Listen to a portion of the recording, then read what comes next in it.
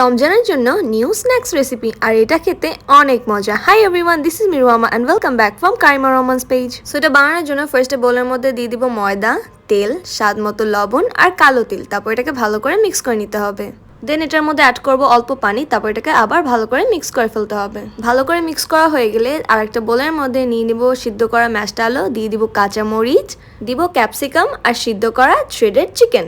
তারপর এর মধ্যে দিয়ে দিব পেঁয়াজ কুচি, স্বাদ মতো লবণ, চাট মশলা, কর্নফ্লাওয়ার, আরও এর মধ্যে দিয়ে দিব আদা রসুন বাটা আর ধনিয়া জিরার গুঁড়া। দেন অ্যাড করবো ব্রেড ক্রাম্স, যেটা আগের ভিডিওতে বানিয়েছিলাম, চাইলে দেখে নিতে পারেন।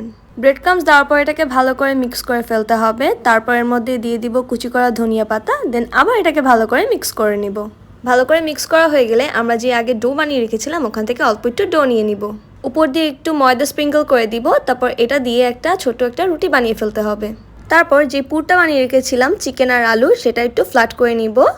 এর মধ্যে দিয়ে দিব ফ্রেঞ্চ ফ্রাইয়ের মতো করে কাটা আলুটাকে মাঝখানে দিয়ে ভালো করে র্যাপ করে ফেলবো পুরটা দিয়ে। দেন রুটিটাকে উপর দিয়ে এটাকে ভালো করে র্যাপ করে ফেলতে হবে আমাদের। সি আম্মু কত সুন্দর করে র্যাপ করে ফেলেছে। এখন এটা রেডি টু ফ্রাই।